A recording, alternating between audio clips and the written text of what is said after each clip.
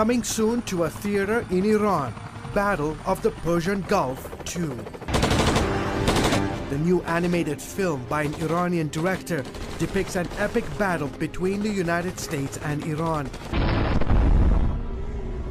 In one scene, an Iranian officer launches a missile at a U.S. Navy ship in the Persian Gulf. Seconds later, the vessel explodes into a huge ball of fire, sinking it. The film's director told Reuters, "I hope that the film shows Trump how American soldiers will face a humiliating defeat if they attack Iran." The movie is another reminder of tensions that are brewing in the region. Iran has been conducting missile tests, with the country's Revolutionary Guards successfully testing a naval missile that can be used against targets some 100 miles away, targets that include U.S. ships. And another rogue country, North Korea, also continues to test the new administration in Washington. The communist regime carried out its 5th nuclear test and launched several missiles in recent days. The global community needs to understand every country is in danger from the actions of North Korea. Adding to the peninsula's political instability, South Korea, a strong U.S. ally and key trading partner, removed its president from power following corruption charges. Protests have erupted on the streets of Seoul as the country prepares to elect a new leader. Fierce winds, rain, and tornadoes tore through the Midwest overnight. In Oak Grove, Missouri, east of Kansas City, tornadoes ripped doors off their hinges and sliced roofs clean off their walls. At least 10 people suffered minor injuries. To the north, winds up to 50 miles per hour sent debris flying, smashing in garage doors, shattering windows, and downing power lines. Matt Pinkerton hid in his basement. Just like bang, bang, and we got a couple of the boards that actually went through the wall of the house. It was pretty scary. The storm flipped over planes, damaged hangars, and smashed car windows at the Executive Airport in Johnson County, Kansas. Wow, look at the dark on that side. In Minnesota, a tornado touched down north of Minneapolis, damaging homes and knocking out power to thousands. And it wasn't just the rain and winds that caused problems. There goes my car, bro. The storm also dropped hail the size of golf balls across the region. More than 30 people are dead and 50 others wounded in Kabul after gunmen stormed a military hospital in an attack claimed by Islamic State. Doctors, patients, and hospital staff are among the casualties. The attackers were dressed as medics and fought with security forces for hours. Officials say a suicide bomber blew himself up across the road from the heavily fortified U.S. Embassy. 3 attackers entered the complex with automatic weapons and hand grenades.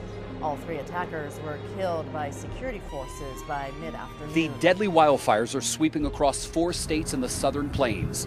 Heavy winds and dry brush are making these fires harder to contain, even with help from the air.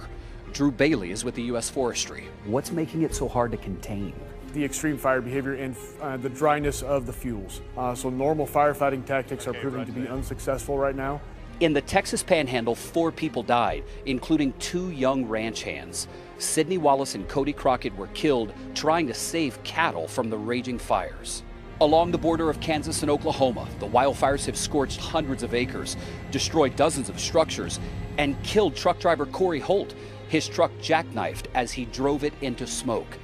Winds whipped the Midwest Tuesday, blowing roofs off of buildings and ripping trees out of the ground. 60-mile-per-hour wind gusts swept through the Detroit area, knocking out more than 3,000 power lines, demolishing storefronts and uprooting trees. This one even lifted the back of a car into the air.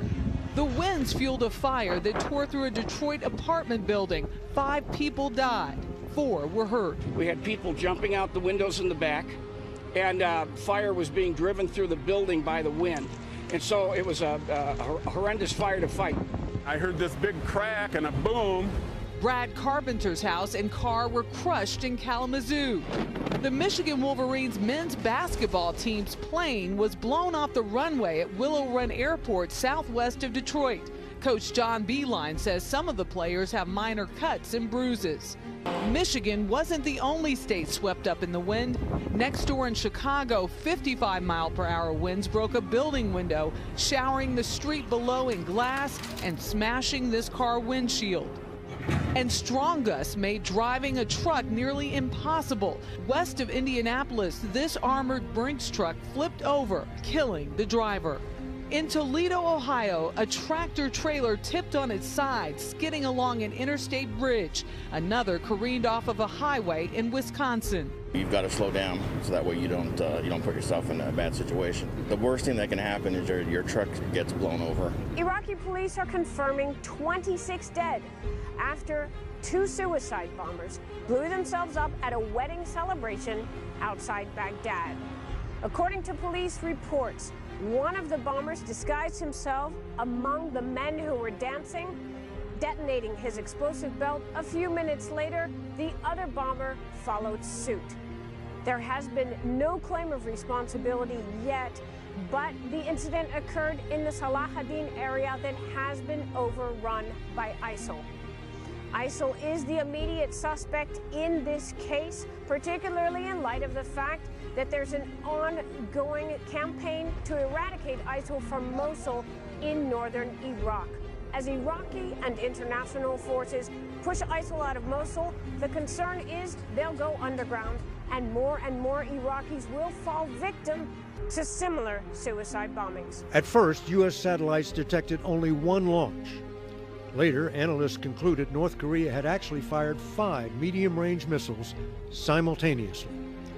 One failed in the first minute, the other 4 flew to their maximum range of 600 miles, landing about 200 miles off the coast of Japan.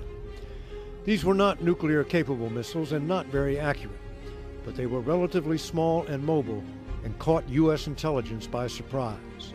And they were fired in a barrage intended to overwhelm a missile defense system. It's not the first time. Last September, North Korea launched 3 missiles in rapid succession and released the video to prove it. This latest test occurred just as the U.S. and South Korea were beginning 2 months of annual military exercises. North Korea always reacts angrily, and U.S. officials expect to see more missile launches in response. Over the past 3 years, the U.S. has used cyber attacks and electronic warfare in an attempt to disrupt North Korean missile tests. But officials said they had